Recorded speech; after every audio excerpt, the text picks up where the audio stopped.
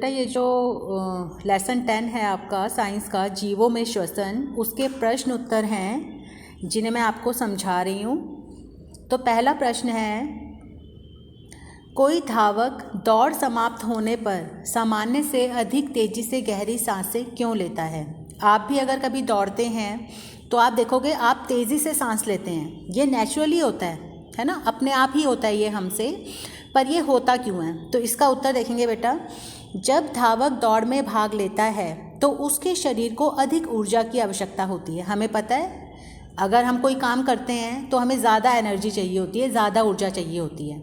और अगर हम एक नॉर्मली पैदल चल रहे हैं तो उतनी एनर्जी नहीं चाहिए जितने कि हमें दौड़ते हुए चाहिए। तो जब हम दौड़ते हैं तो हमें अधिक ऊर्जा की आवश्यकता होती है। अब हमें आपको पता है अधिक ऊर्जा हमारे शरीर को कब मिलती है? जब जो खाना हम खाते हैं वो उसके पोषक तत्व जब किसी कोशिका में पहुंचते हैं और वहाँ जब वो ऑक्सीजन से रिएक्शन होता है, ऑक्सीजन से मिलता है, तो हमें उस प्रोसेस में ऊर्जा मिलती है। तो क्या होता है, अधिक ऊर्जा के लिए इसका मतलब हमें ज़्यादा ऑक्सीजन चाहिए ताकि ज़्यादा ऑक्सीजन हमारे शरीर की कोशिकाओं में पहुँचे और वो खाने को जल्दी से तोड़े, खाने के साथ रिएक्शन करे और जिससे हमें ऊर्जा मिले। तो इसीलिए दौड़ते समय हम तेज़ सांसें लेते हैं ताकि हमें ज़्यादा से ज़्यादा ऑक्सीजन मिल सके, और जब ज़्यादा ऑक्सीजन मिलती है तो हमें ऊर्जा ज़्यादा मिलती है। तो पहले प्रश्न का उत्तर है कि दौड़ते समय हम तेज़ी से सांसें इसलिए लेते हैं क्योंकि दौड़ते समय हमें ऊर्जा ज़्यादा चाहिए, और ज़्यादा ऊर्जा हमें तभी मिलेगी जब हमारे शरीर को ऑक्सीजन की प्राप्ति ज़्यादा होगी। ठीक है, क्योंकि ज़्यादा ऑक्सीजन से हमारा भोजन जल्दी पचेगा, उसकी रिएक्शन टूटेगा जल्दी और ज़्यादा ऊर्जा रिलीज़ होगी और हमें भागने की ताकत, ऊर्जा मिल सकेगी। अब दूसरा क्वेश्चन है बेटा, वायवीय और अवायवीय श्वसन में समानताएं और अंतर बताइए। हमें इनमें एक सिमिलैरिटी बतानी है और अंतर बताना है, क्या डिफरेंस है। तो बेटा वायवीय का मतलब समझो, वायवीय होता है जब ऑक्सीजन अच्छी मात्रा में, मतलब in the presence of oxygen हो जब, और अवायवीय जब ऑक्सीजन ना हो। ठीक है, तो अब इन दोनों में समानता क्या है? इसमें समानता यह है कि दोनों श्वसन में भोजन से ऊर्जा प्राप्त की जाती है। बेटा ये आप 10th क्लास में ज़्यादा पढ़ेंगे, पर जब हम ऑक्सीजन ज़्यादा लेते हैं या वायवीय श्वसन होता है तो ऊर्जा ज़्यादा मिलती है, और अवायवीय श्वसन में हमें ऊर्जा बहुत कम मिलती है।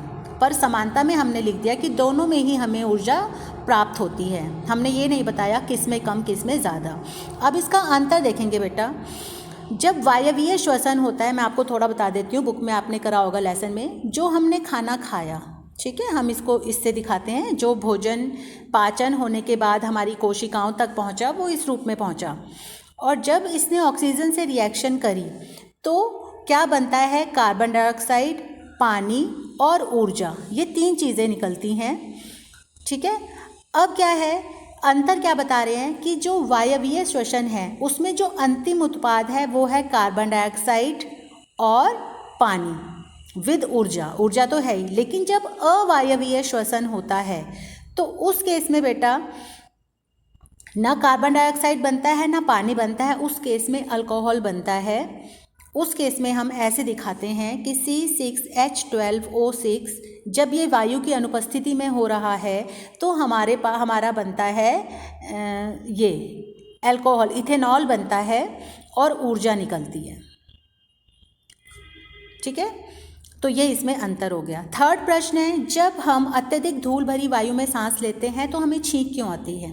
बेटा हमें पता है जब धूल वाली वायु होगी तो धूल, मिट्टी के कण सब हमारी नाक में जाएंगे, और जब वो कण हमारी नाक में प्रवेश करते हैं तो मस्तिष्क में यह संदेश पहुंचता है। मस्तिष्क छींकने की शुरुआत करने के लिए नसिका को एक निर्देश देता है, डायरेक्शन देता है, और हम छींकते हैं। तो छींकने से क्या होता है, हमारी रक्षा होती है। किस तरीके से? जैसे मान लो धूल मिट्टी हमारे अंदर गई, हम एकदम छींके तो वो हमारे पूरे इंटरनल ना जाकर वो बाहर छींक के साथ, हवा के साथ बाहर आ जाते हैं, वो जो धूल के कण होते हैं। अब चौथा क्वेश्चन है, ये आप रहने दीजिएगा, फर्स्ट, सेकेंड और थर्ड आपको करना है।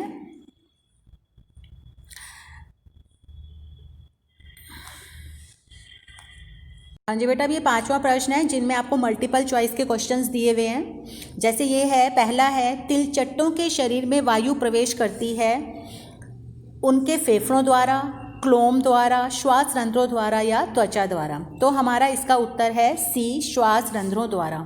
मतलब इसका उत्तर आप सी टिक करोगे, क्योंकि आपने बुक में पढ़ा भी है, जो तिलचट्टे होते हैं उनके शरीर पर छोटे छोटे छेद होते हैं, रंध्र होते हैं, जिनसे वो सांस लेते हैं। अगला है, अत्यधिक व्यायाम करते समय हमारी टांगों में जिस पदार्थ के संचयन से ऐंठन होती है वह है। आपने देखा होगा, ज़्यादा एक्सरसाइज कर लेते हैं हम, उस टाइम तो कुछ नहीं होता, लेकिन थोड़ी देर बाद हमारी टांगों में दर्द होता है, ऐंठन सी होती है। तो उसके लिए बेटा आपको याद करना है, एक लैक्टिक अम्ल बन जाता है, ठीक है। क्योंकि उस टाइम हमारी बॉडी को अगर ऑक्सीजन एकदम से ज़्यादा मात्रा में ना मिले तो कार्बन डाइऑक्साइड और पानी में टूटने की बजाय एक लैक्टिक एसिड बन जाता है, जिससे कि हमारे पैरों में, शरीर में ऐंठन होती है। अब ग है, किसी सामान्य वयस्क व्यक्ति की विश्राम अवस्था में औसत श्वसन दर होती है। विश्राम अवस्था में जब आप बिल्कुल रेस्ट पे हैं तो हम 1 मिनट में कितने सांस लेते हैं, हमें ये बताना है। तो वो है 15 से 18 प्रति मिनट। इसका आंसर है बी।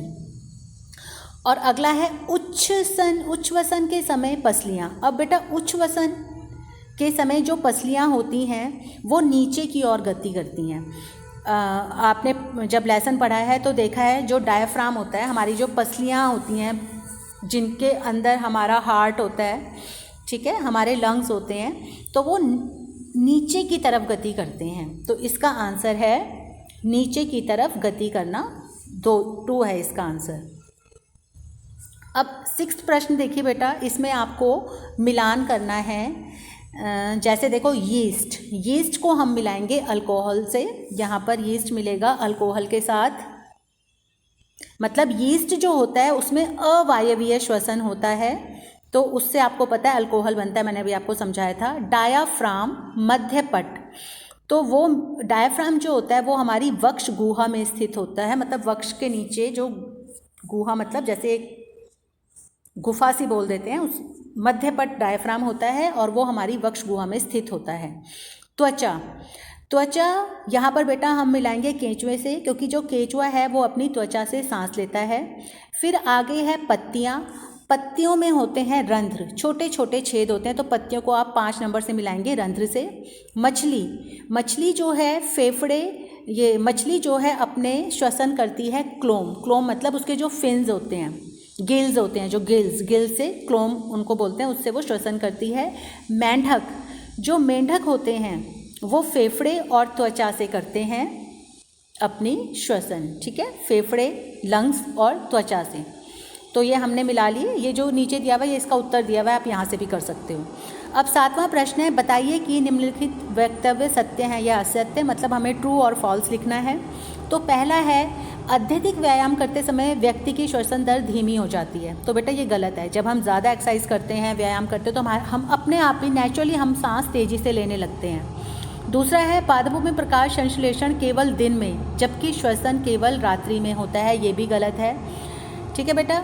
जो प्रकाश संश्लेषण होता है वो तो दिन में होता है, लेकिन जो श्वसन है वो दिन और रात दोनों में होता है। ग है, मेंढक अपनी त्वचा के अतिरिक्त फेफड़ों से भी श्वसन करते हैं। बिल्कुल ठीक है, ये भी हमने यहाँ जोड़े भी मिलाए थे, सत्य है ये। अगला है, मछलियों के श्वसन के लिए फेफड़े होते हैं। ये गलत है, वो अपने गिल्स या क्लोम से सांस लेती है।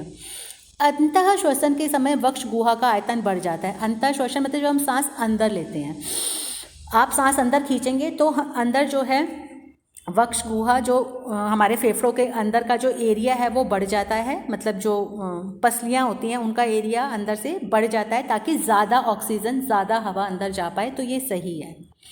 तो ये आपका 7वां भी हो गया। अब 8वां प्रश्न आपके लिए एक वर्ग पहेली दी हुई है और ये आपको ज़रूर करनी है। जैसे पहला है, कीटों की वायु नलिका। तो जो कीड़े मकोड़े होते हैं जिससे वो सांस, उनके अंदर वायु जाती है, सांस लेते हैं, उसको हम श्वास प्रणाल कहते हैं। उसको हम कहते हैं श्वास प्रणाल। तो आप देखो यहाँ पर मिलाओगे, यहाँ पर मिला हुआ है श्वास प्रणाल। ये देखो, ये जो इस ऑरेंज लाइन से यहाँ आपको मिला के दिखाया हुआ है श्वास प्रणाल। तो ये सारा आपके लिए किया हुआ है, ये आपको देख देख के करना है। 9वां क्वेश्चन है, पर्वतारोही अपने साथ ऑक्सीजन सिलेंडर ले जाते हैं क्योंकि। आपने कभी देखा हो जो पहाड़ों पर जाते हैं, पहाड़ों पर चढ़ाई करते हैं, वो अपने साथ ऑक्सीजन का सिलेंडर ले जाते हैं। तो इनको इसमें 4 रीज़न दिए हुए हैं, आपको सही बताना है। 5 किलोमीटर से अधिक ऊंचाई पर वायु नहीं होती, वहाँ उपलब्ध वायु की मात्रा भूतल पर उपलब्ध मात्रा से कम होती है। ग है, वहाँ वायु का ताप भूतल के ताप से अधिक होता है, और पर्वत का वायु ताप भूतल की ताप की अपेक्षा अधिक होता है। तो बेटा देखो, जैसे जैसे हम ऊंचाई की तरफ बढ़ते जाते हैं, तो ऐसा नहीं है कि वहाँ हवा खत्म हो गई, हवा तो है, पर उस हवा में ऑक्सीजन की मात्रा कम होती जाती है। या आप दूसरे शब्दों में लिख सकते हो कि वहाँ जो वायु है, भूतल एक नॉर्मल प्लेन पर और एक पहाड़ पर वायु कम होगा पहाड़ पर, तो ग इज़ द राइट ऑप्शन। तो ये आपके इस लेसन के सारे क्वेश्चन आंसर्स हो गए हैं, मैंने आपको समझा भी दिए हैं। अब आप इन्हें कॉपी में करके फ़ोटो खींच के भेज दीजिएगा।